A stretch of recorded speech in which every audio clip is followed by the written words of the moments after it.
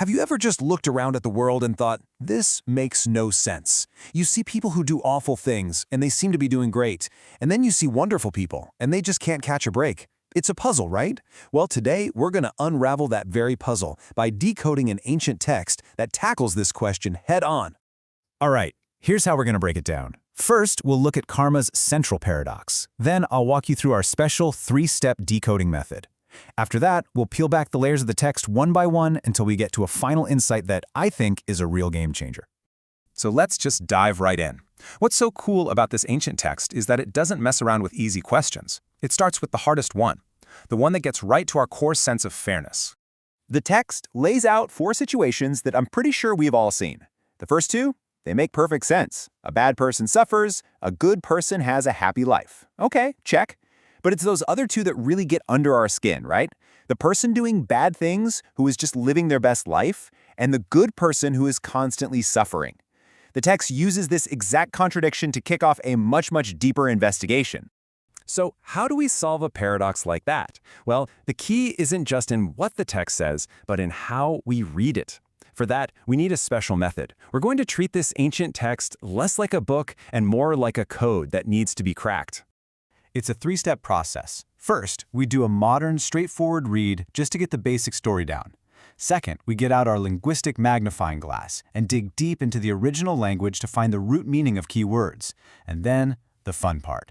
We create a visual translation to make that hidden meaning pop. Okay, so the story kicks off with a conversation. On one side, you have a young, really keen monk named Samiti, and on the other, a wanderer who claims he knows exactly what the Buddha teaches.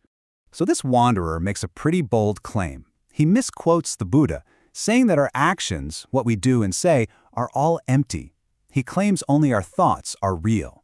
Now that sounds very philosophical, right? Very abstract? Our young monk Samiti tries to set him straight, but his own answer is also way too simple. And when the Buddha hears about this whole conversation, he basically tells them both they're missing the point. And this is where things get really interesting, because that surface-level story, it totally misses the profound insight the Buddha is about to drop. And that brings us to step 2 of our decoding. We're about to unlock a whole new layer of meaning just by going back to the original Pali language. Believe it or not, this entire misunderstanding pivots on one single word. The word at the very heart of this confusion is moga.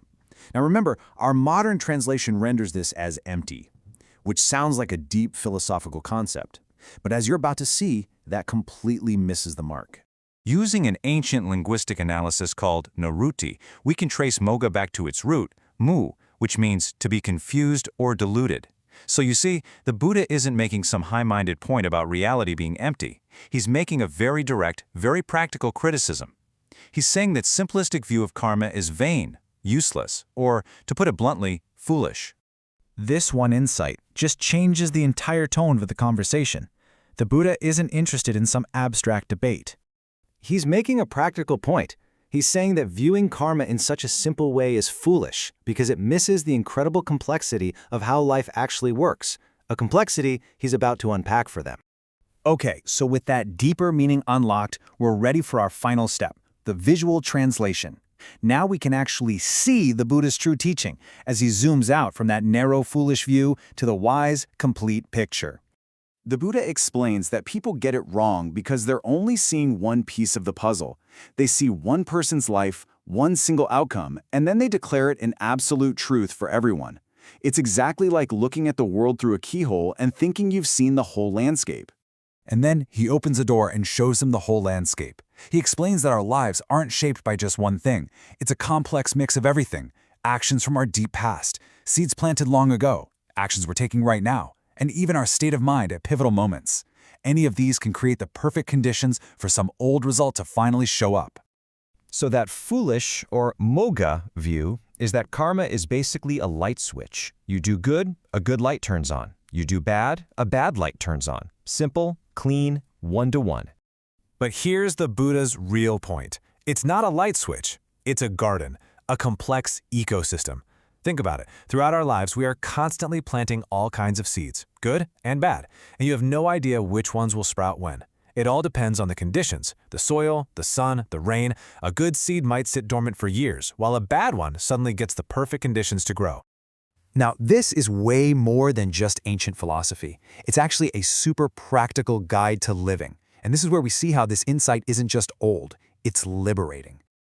You see, this teaching completely transforms karma from some rigid, scary law of punishment, basically fate, into a living, dynamic process. A process that you can actually influence. You are not just a prisoner of your past. And this, for me, is the most powerful takeaway of all. You are never trapped. The garden of your life is always growing. Every single moment is a new chance to tend to that garden, to water the good seeds, to pull the weeds, to enrich the soil. Your intentions and your actions right now are actively creating the future. So in the end, after we decode this ancient text, we aren't left with a rigid doctrine. We're left with an empowering and timeless question. It puts the power and the responsibility for creating our lives squarely back in our own hands.